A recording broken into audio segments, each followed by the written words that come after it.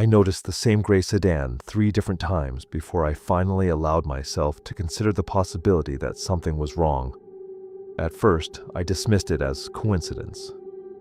The car was parked across from my apartment building one morning when I left for work. A few days later, I saw what appeared to be the same vehicle sitting outside the grocery store when I finished my shift. Then for the third time, it was parked directly across from the gym I visited every Tuesday and Thursday evening. It was the same make and model, the same dull gray paint, the same dent above the rear wheel, and the same faded parking permit sticker stuck to the corner of the windshield. At least, I thought it was. The problem was that once the idea enters your mind that someone might be watching you, everything starts to look suspicious. Every stranger suddenly seems important. Every parked car catches your eye. Every coincidence begins to feel scary. I tried not to let myself fall into that mindset. At the time, I was 26 years old and living alone in a small apartment just outside Portland. It wasn't anything special, just a modest one-bedroom unit above a dry cleaner. My life was painfully ordinary. I worked, went to the gym, picked up takeout on the way home, slept, and repeated the process the next day. I worked customer support for a medical software company, which meant spending most of my days answering emails and dealing with frustrated clients whose systems weren't working properly. There was nothing exciting about my routine, and certainly nothing that would attract the attention of a stalker. At least, that's what I believed. The first thing that genuinely made me uncomfortable happened at a coffee shop I visited every morning before work. I was a creature of habit, always ordering the same drink, and the employees had gotten to the point where they knew my order before I even reached the counter. One morning, while I was waiting for my vanilla cold brew, a man stepped up beside me. He looked completely normal, mid-30s, neatly dressed, clean-cut. There was nothing memorable about him.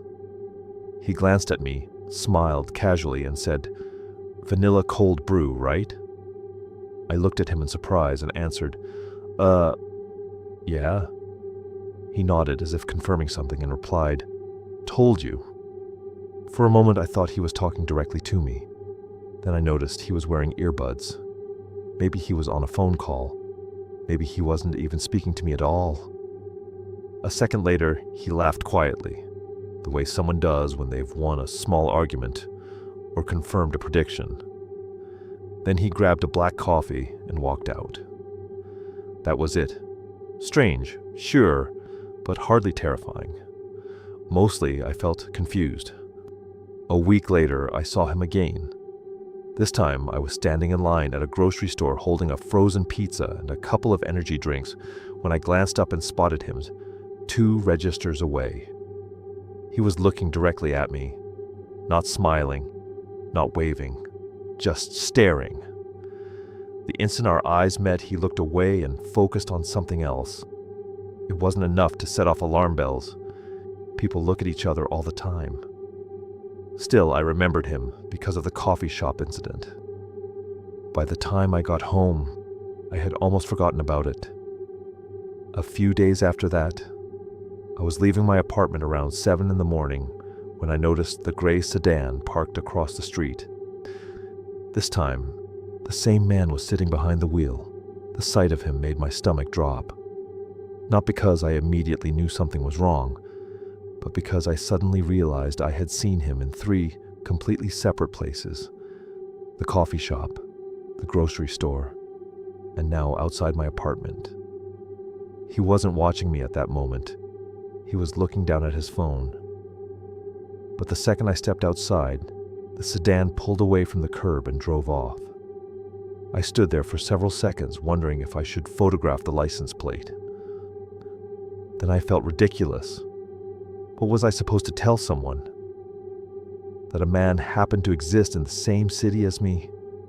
That I'd seen him more than once? By lunchtime, I had convinced myself I was being paranoid again. Then my coworker Mia ruined that explanation. We were eating lunch in the break room when she casually looked out the window and asked, "Who's the guy waiting outside?" I laughed, assuming she was joking. "What guy?"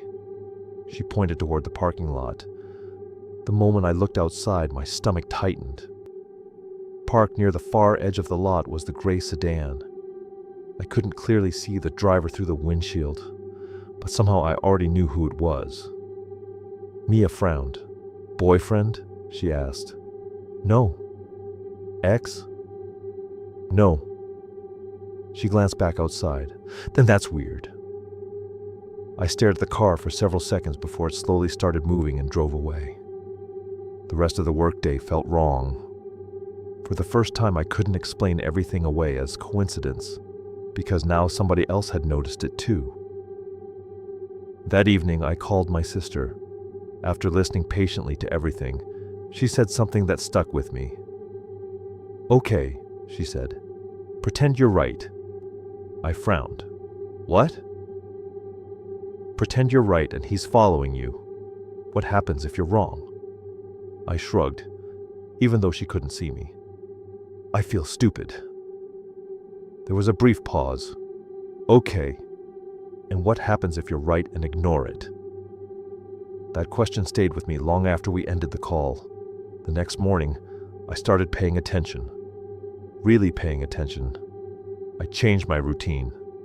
I took different roads to work, visited different coffee shops, and shopped at different grocery stores. For nearly a week, nothing happened. No gray sedan, no strange man, no unsettling encounters. Gradually, I began to relax. Maybe I had imagined the entire thing. Then Friday night happened. I got home around 9 o'clock and parked in the small lot behind my building. There were only 6 parking spaces, and mine was closest to the staircase leading upstairs. As I stepped out of my car, I noticed a folded piece of paper tucked beneath my windshield wiper. My first thought was that it was an advertisement, or perhaps a complaint about parking. I unfolded it and stared. There were only 4 words written on the paper. "You looked tired today." No signature, no explanation, nothing else. I stood there for nearly 30 seconds just reading those words. What made them so unsettling wasn't that they were threatening. They weren't. They felt personal, intimate. Like someone had watched me closely enough to notice how I looked and decided to comment on it. I went upstairs, locked my door, and checked every window twice before finally trying to sleep. Even then, sleep barely came. The next day, I reported the note to the apartment manager. He looked it over, shrugged, and admitted there wasn't much he could do. Realistically, he was right. No threats had been made. No laws had been broken. It was just a creepy note. That weekend, I bought a cheap door camera, mostly to give myself some peace of mind. For 10 days, nothing happened. No notes, no sightings, no gray sedan. Once again, I started feeling foolish. Then just after midnight one night, my phone buzzed. The message came from an unknown number. "Long day at the gym?" That was all it said. No name, no context. I immediately called the number, straight to voicemail. My heart was pounding so hard I could hear it in my ears. I texted back, asking who it was. No response. I sent another message telling them to stop contacting me. Nothing. The next morning I blocked the number. A few hours later, another text arrived from a different number. "Sorry. Wrong person." That should have reassured me. Instead, it felt worse. The timing felt too perfect, too deliberate, like someone was testing my reactions and enjoying the uncertainty. The worst part wasn't knowing what was happening. It was not knowing. Every possible explanation sounded ridiculous. Every coincidence seemed plausible. One day I was convinced somebody was stalking me. The next day I wondered if I was losing my mind. Then my neighbor knocked on my door. She lived across the hall and had retired after decades of teaching. She noticed everything. She asked if my brother had been visiting lately. Confused, I told her I didn't have a brother. She looked surprised and said, "The guy who sits in his car outside sometimes." My chest tightened immediately. I asked her to describe him. Every detail matched. The same man. Then she casually added something that made my blood run cold. "Oh, he's usually there after you get home." Everything changed in that instant. Until then, every sighting had happened while I was out somewhere. Coffee shops, grocery stores, parking lots. I could tell myself he was simply crossing paths with me. But if he was showing up after I got home, when I wasn't even outside, then he wasn't following me. He was watching my apartment. Suddenly, every light in my home felt visible from the street. Every window felt exposed. Every habit and routine felt dangerous. I stopped going to the gym. I started ordering groceries online. I changed my routes, my schedule, everything I could think of. For a short while, it seemed to help. Then one Sunday morning, I opened my mailbox. Inside was a photograph. A printed photograph of me walking into my apartment building. The picture had been taken from across the street. There was no note attached. No message written on the back. Nothing. Just the photograph. I don't think I've ever felt fear hit me so quickly. My hands went cold. My chest tightened. Because for the first time I had proof. Real proof. Not a strange feeling. Not a coincidence. Not paranoia. Someone was watching me, and worse than that, they wanted me to know it. The photograph in my mailbox was what finally pushed me over the edge. Not because it was threatening, because it proved I wasn't imagining any of it. Somebody had been watching me, close enough to take pictures, close enough to know my routine. I went to the police the same day. The officer who took my report was sympathetic, but there wasn't much he could do yet. He told me to keep records of everything and call immediately if the guy contacted me again. For about a week, nothing happened. Then I got a message request on Instagram from an account with no profile picture. The message said, "Glad you made it home safely Sunday." I felt sick. Sunday was the day I'd found the photo. I blocked the account immediately. The next day, another account appeared. Then another. Every time I blocked one, a new one showed up. The messages were never threatening. That was the worst part. They were things like, "Hope work wasn't too stressful." Or, "You should try the blueberry muffins at that coffee shop." Things only someone watching me would know. One night I got home later than usual. As I pulled into the parking lot, I noticed the gray sedan parked near the entrance. For a second, I considered driving away. Instead, I took out my phone and started recording. The moment I parked, the sedan's headlights came on. The car slowly pulled out and left. I managed to get the license plate. The next morning, I gave everything to the investigator, handling my report. 3 days later, he called me. They had identified the owner. The guy wasn't an ex-boyfriend, wasn't a co-worker, wasn't anyone I'd ever met. He was a former security guard who'd apparently seen me regularly at a shopping center months earlier. That was it. No relationship, no connection, nothing. The investigator explained that some stalkers create entire fantasies in their heads. They convince themselves they know someone when they really don't.